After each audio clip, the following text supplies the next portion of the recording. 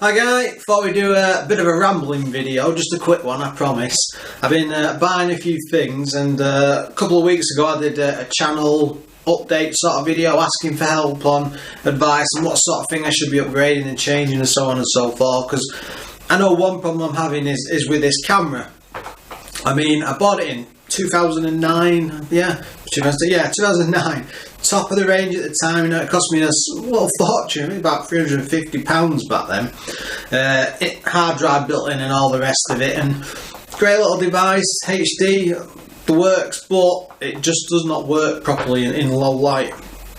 So I mean, I've been thinking, I want something better for the channel, something to show off the gameplay footage and things, because half the time I've done a few in the last week where I've been pointing at a display screen rather than a projector, just to see how they come out, and it's really difficult to get on a normal TV display if it's got like black borders in a dark room. You just get nothing, whereas on the projector it's pretty close to razor sharp as you can get with this camera.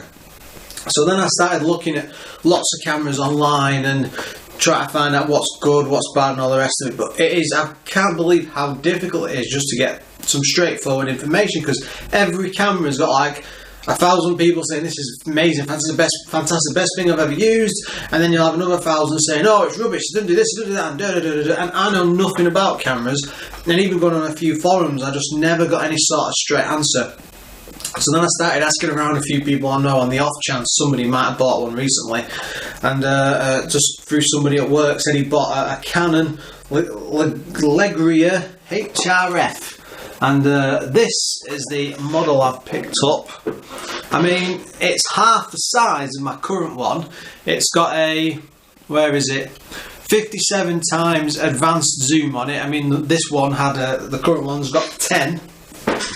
It's supposed to be a lot better in low light. I mean, I've done some test filming on the projector screen and run them side by side. And one thing in particular, I would use this bottle. This bottle lid, it's just vitamin tablets, but you point it straight at this, and as you can probably see on this camera, it's like a light faded red, which it looks okay, but on the new camera it looks proper red. As I'm looking at it now, it looks a lot sharper, a lot better. And it was the same thing on the game footage as well, exactly the same thing. So I'm hopeful now it's going to improve the general gameplay footage and stuff as I go along. I mean, this is pretty much the goodbye video to this camera. I'm probably going to stick this camera on eBay. It's a Toshiba Gigashot K80, I think it's called, but I think I'll probably stick it on for 50-60 quid and maybe use the money to buy a PS Vita or something. Yes, I've got the itch for one of them. Going back to camera for a second, I was about to move on then, but one thing I've been trying to do, I've bought a new tripod. I'm filming on this now. I think it's just about straight. The last one was it was held together by, you know, blue tack and super glue and all the rest of it. I've had it for a year, I've had it for about 10 years.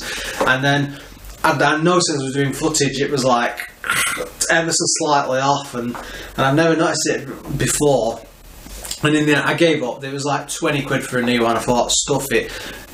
You know, I need it. So at the same time I was thinking, well, what else can I do about the light? I mean, right now it's middle of the day, so it's bright, so that shadow's coming off the new lamp in the corner there for filming.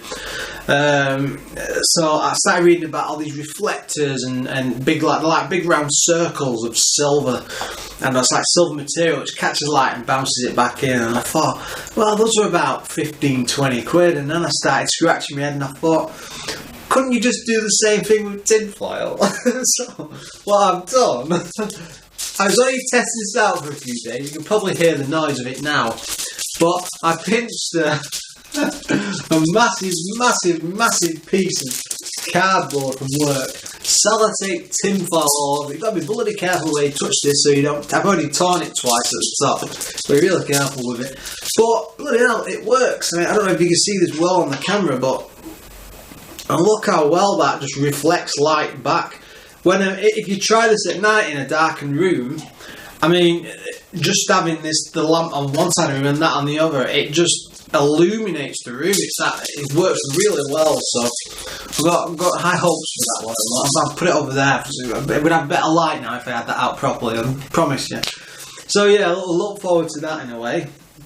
Yeah. I've been doing a bit of shopping, of course. I've said in a video before, I've got an Xbox One.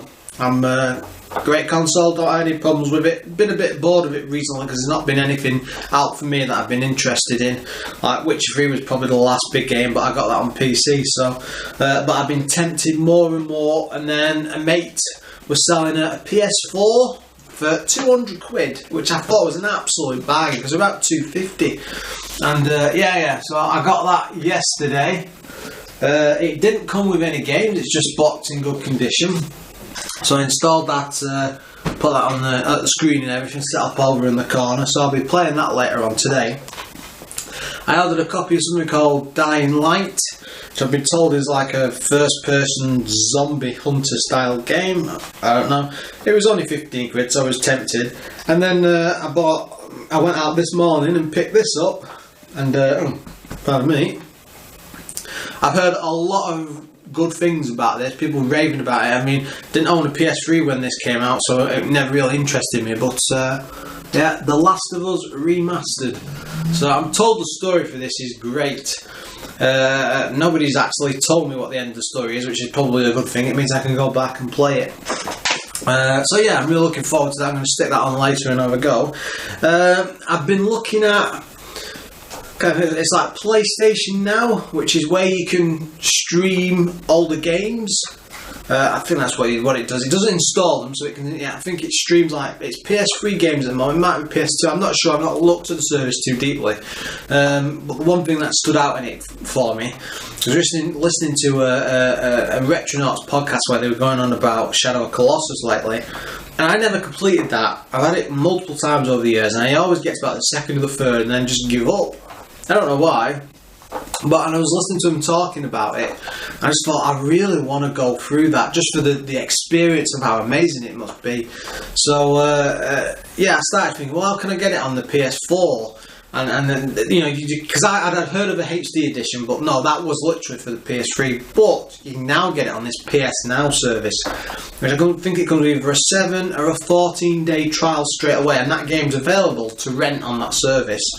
So it's free if you pay.